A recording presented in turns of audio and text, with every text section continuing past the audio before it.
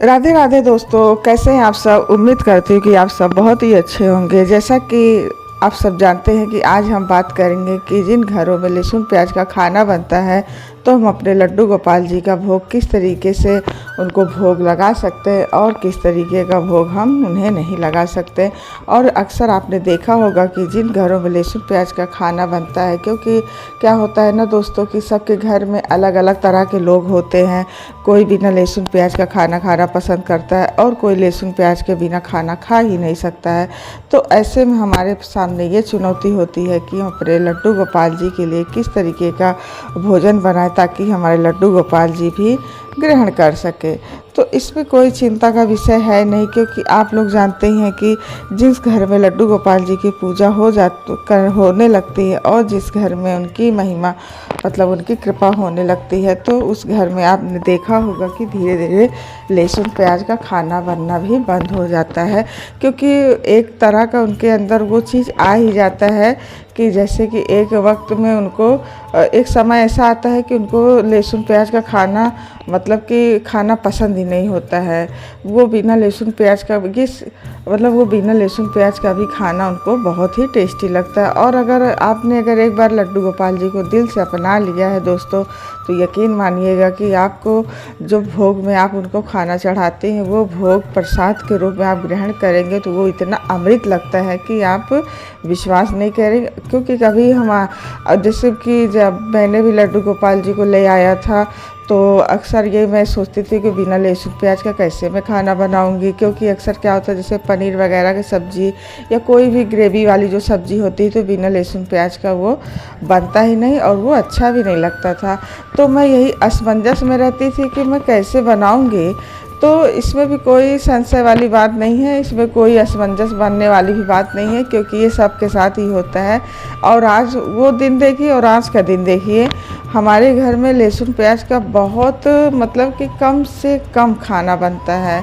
आप यकीन नहीं मानिएगा, एक समय ऐसा था, अब तो कच्चा प्याज खाने में भी अच्छा नहीं लगता। पहले तो कच्चा प्याज सैलेड में इतना टेस्टी लगता था, लेकिन अब वो कच्चा प्याज जो हम लोग सैलेड में मिला के खाते थे अब तो वो बिल्कुल भी। और लहसुन वगैरह तो मेरे यहाँ तो लग रहा है 5-6 महीने जब कुछ पड़ता है जैसे बर्थडे वगैरह तभी आता है, नहीं तो हमारे यहाँ लहसुन तो बिल्कुल आता ही नहीं। और मैंने अब की बार तो जो कटहल और आम का अचार बनाए हैं दोस्तों, आप विश्वास नहीं करेंगे, बिना लहसुन का ही बनाए। आप भी एक बार बना के देखिएगा, बहुत ही अच्छा।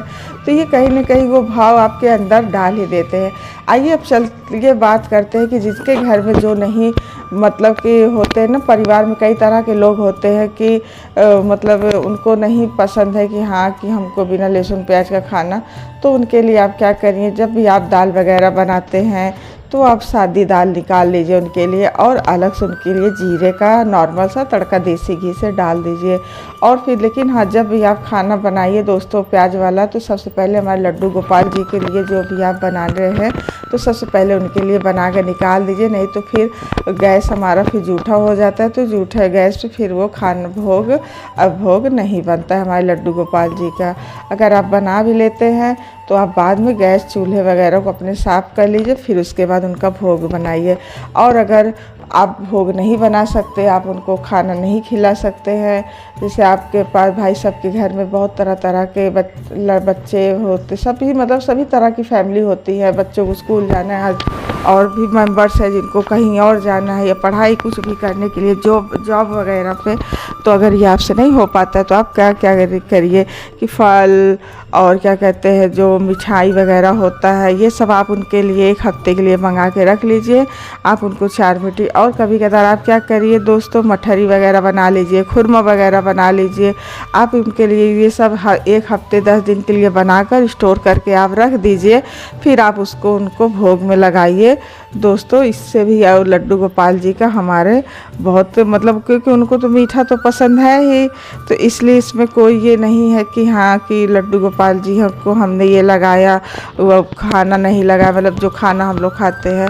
और अगर आपके मन में कहीं ना कहीं ये भी बात है कि आप खाना खा रहे हैं वो खाना नहीं खा रहे हैं, तो आपके मन में बड़ा अजीब सा होने लगता है कि नहीं, उनको भी खाना खिलाना चाहिए। तो आप क्या करिए, दही वगैरह भी गर्मियाँ जैसे कि जानते ही हैं, दही वगैरह आप जमा ही लीजिए और उसके बाद उनके लिए सबसे पहले आप जो पहली रोटी होती है उनके लिए आप निकाल लीजिए। सबसे पहले तो गाय माता के लिए निकालिए, फिर उसके बाद हमारे लड्डू गोपाल जी के लिए छोटी सी रोटी बना के रख लीजिए। दही मिश्री रोटी आप उनको मिलाकर खिलाइए, इससे भी हमारे लड्डू गोपाल जी बहुत प्रसन्न होते हैं।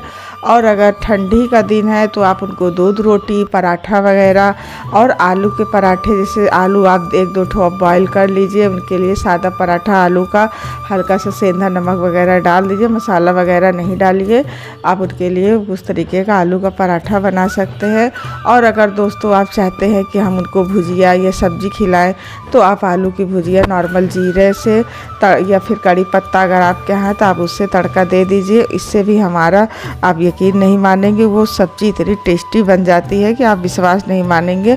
और अगर आप मसाला वगैरह लड्डू गोपाल जी के भोग में डालते हैं तो सबसे पहले आप उसकी सामग्री पढ़ लीजिए कि उसमें क्या क्या डाला हुआ है।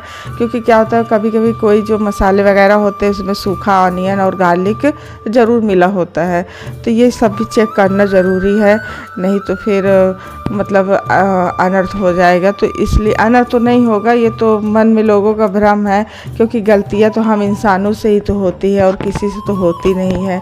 तो अगर आप अनजाने में कोई गलती कर रहे हैं दोस्तों, तो इसके लिए भी आप कभी मत सोचिएगा कि हमारे लड्डू गोपाल जी हमारे साथ ये कर देंगे वो कर देंगे, क्योंकि गलतियाँ तो इंसानों से ही होती है।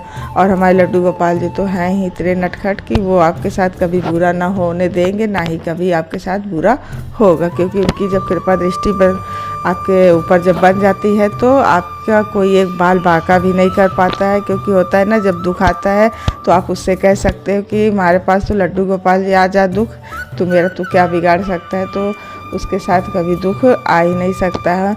और क्या कहते हैं, परीक्षा तो वो लेते ही रहते हैं।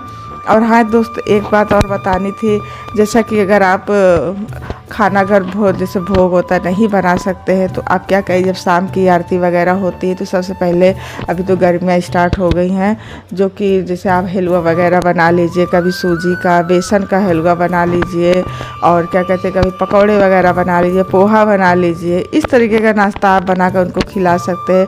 और उपमा वगैरह बना लीजिए बिना लहसुन प्याज का। ये सब मतलब हलवा वगैरह तो आपको ज़रूर ही बनाना चाहिए।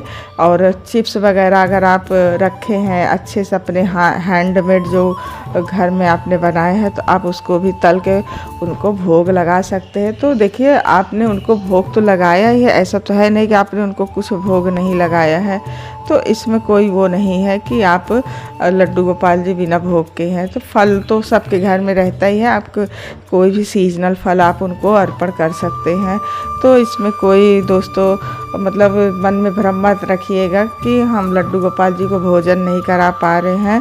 तो वो हमारे लड्डू गोपाल जी हैं, आप जो भी श्रद्धा से, जो भी भाव से खिलाएंगे दोस्तों, वो खुशी खुशी वो आपके मतलब वो भाव से वो अर्पण कर लेते हैं। तो आप अगर आपको आज की वीडियो अगर थोड़ी सी भी दोस्तों हेल्पफुल लगी हो, तो हमारे चैनल को सब्सक्राइब भी कर दीजिएगा और इसको लोगों तक शेयर तो ज़रूर कर दीजिएगा। क्योंकि लोगों के अंदर ये बहुत सी मतलब बात रहती है कि हम ये किस तरीके से हम उनको भोग लगाएं और कैसे ना भोग लगाएं।